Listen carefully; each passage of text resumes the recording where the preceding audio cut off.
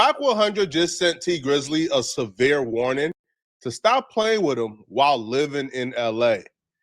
And also crashed out on DJ Academics after Academics got on his ass side playing the middleman between Wack 100 and T Grizzly. This entire situation started about 2 weeks ago when Baby Shooter, who is a Crip, I believe from Avalon Crips, he contacted Wack 100 from prison. Now, Baby Shooter got a lot of respect and love for Wack 100. He calls him Unc. So he tells Wack, hey, Unc, T Grizzly told on me I got the paperwork. Wack 100 did his research and then came to the internet to let the people know, hey, I got paperwork that T Grizzly told on my nephew, Baby Shooter. October 16th, what's Shooter telling me? What's up, Unc? I got jury election next week, and I got all my paperwork from cases from the lawyer and sent it home. We gonna expose that N-word. Right? So last night,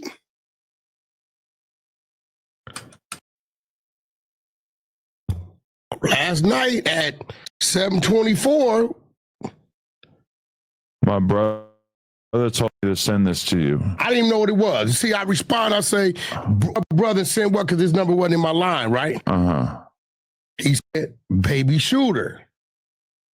I said, okay, that's you. Let me check it out. He said, all right. I read it. I said, is this T Grizzly telling on nephew? He said, all right. I said, yeah. So now Shooter got an ad charge now. What ad charge was that? Because he didn't have his charge. He just been fighting the shooting. I think at one point there was a clip of talking about this T Grizzly robbery situation, and I feel like it was on our channel, and we ended up having to take it down. And listen, that's cool. And I'm real. I'm all for T Grizzly calling the police. Hear me. After LA gang member robs his abode. No. The paperwork they're referring to is actually this one right here called the investigation report. Now, in this paperwork that Baby Shooter provided, the officer will claim that he spoke to T Grizzly and T Grizzly pointed him out of a photo lineup. I'm all for T Grizzly calling the police. Insurance reason. You got to make a report. Oh, yeah. Right? Yeah. Come on, let's just be real. That's how they get you. That's how they turn everybody into a snitch. No? He called the police, make a report, you see the glass door broke. These things are missing. Cool. Now, this where it went too far for me. He turned into video surveillance. He didn't have to do that. But okay, you did that. What really went too far with me is when he picked Baby Shooter out the lineup. And so you know that to be a fact. That's a fact.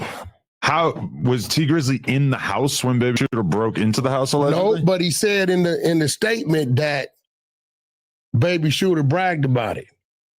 You think he's talking about the podcast, or you think he's talking about? I don't know when he bragged about it. And listen, all for Baby Shooter, if he did that, and he know how I talk to him, I'm all for his little.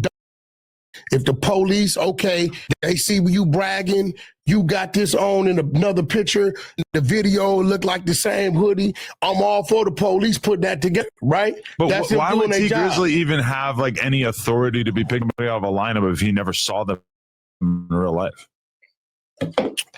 Said he bragged about it and gave him his Instagram. So now you know what he like. Well, they like hit him up personally. It's on the paperwork. So he DM'd him on Shooter's Instagram. IG is on the paperwork. LOL, I robbed your house. That's Shooter's Instagram. He give him the Instagram. He get a police. He said this is his Instagram. So if somebody say this is Wack 100 Instagram, that person had already been on my Instagram. You know what I look like. All this, and that's what that paperwork. That's what it said. T Grizzly was apparently very upset about this, like really, really, really upset and really mad. And this is the first time that I've seen like a mainstream artist decided that he was also gonna play the internet.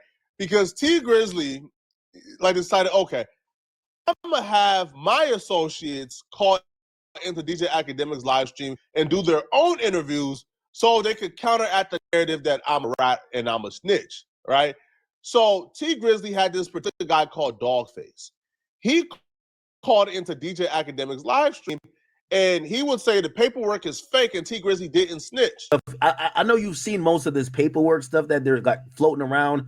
But the allegations is that T Grizzly's house was robbed and he went to the police and he pointed out somebody in the lineup, and pretty much snitched. What do you say to that? All right, let's take it from the top. First of all, the paperwork they put out is first. He's now saying Wack 100, Wack Keisha is what I call him. He's now saying that he put out paperwork that wasn't right on purpose in order to try to get T. Grizzly to react. T. Grizzly didn't react like he wanted him to, so he went to Plan B. Plan B was to continue to fake paperwork. One, the paperwork that they originally put out back, paperwork was fake. We knew it was fake. It was structurally fake. The actual, he mentioned that the grammar was right, but no, the grammar wasn't right. The structure of the document wasn't right. The spacing wasn't right. It was just a total fake document. A third grader could see that it was fake. That's number one. Number two, the first clue is that the report was supposedly generated by an officer, LAPD officer, by the name of Hamilton. There was no first name associated with it. It was just Hamilton. His badge number was 231-9842. It doesn't take a rocket scientist to delve into that and see that there was no Hamilton on the LAPD police department from the desired precinct or no other precinct with the badge number 321-9842. So when the questions start to flare, hey, this name Hamilton is not matching his badge number. First of all, there's no LAPD officer with a 7-digit badge number. That's the first red flag. Number two, when they were challenged by that, had to preempt the whole argument by finding Officer Hamilton. So they found Officer Alan S. Hamilton, who just so happens to be the Deputy Chief of Police over the Detective Bureau. And they're saying that there's a guy, or this was the guy who came to T. Grizzly's home on September blah, blah, blah, to interview T. Grizzly and his wife. The problem with that act is that when you do your due diligence, your research, Alan S. Hamilton, the Chief Deputy, the Deputy Chief of the Detective Bureau of the LAPD, his badge number is 108. If you want to delve further into it, serial number is 27393. So that doesn't match either. That's number 4.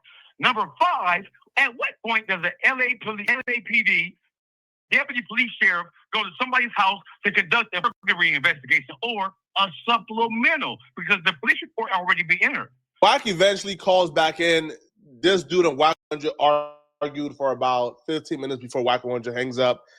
There's no need to play that argument, bruh, because it's nothing but cuss words back and forth, and it's all going to be muted. I'm not going to waste your time. Okay, Academics and Wack 100 is talking about this picture right here. So some T. Grizzly associates in Wack 100 at the airport, and he was with his wife, and took a picture of Wack 100 and then sent to the Academics like, hey, yeah, listen, man, we just gave Wack 100 a pass. In this specific situation regarding the airport, I think that was some power stuff. I don't think you get any stripes. If you record somebody at the airport and then you wait for you guys to leave the airport and then say, yeah, we give that person how you know you gave them a pass when they never asked for it? I thought a pass has to be requested, right? Like, if I see you with your family and you say, man, bro, not right now, bro. Come on, bro. I'm with my family. Then that's me giving you a pass by moving on. Okay? Right? like, not everybody hates Wack, bro. Like, I know that's what y'all think, but listen, trust, everybody hates Wack, bro. So if Wack has allyships, people love him, and now you're openly saying, yo, I got people looking for you. I'm on the West Coast. When you left Detroit to avoid wars, when you left Detroit to avoid the beef and the conflicts, I don't think it's wise, because when you are an out-of-towner, you don't really know how to navigate. They said, only they said in the text, they said, but because they're acting like they're calling me out. I'm like, I ain't call y'all a snitch. What I'm telling you is actually stop doing it. Bro, that ain't cool. Wack. When you see my girl, don't say nothing to her. I can respect that. Wack, you're changing the subject. This is not about your girl. I'm not. I'm keeping it gangster with you. Wack, they're asking my woman and you honor her. Stop doing that. Everybody chat knows you's a fake ass for doing that kind of shit. Every time you see R&B, you honor and salute her, Wack, bro. you're changing. Control your man. I'm gonna fuck over your dog face. Right.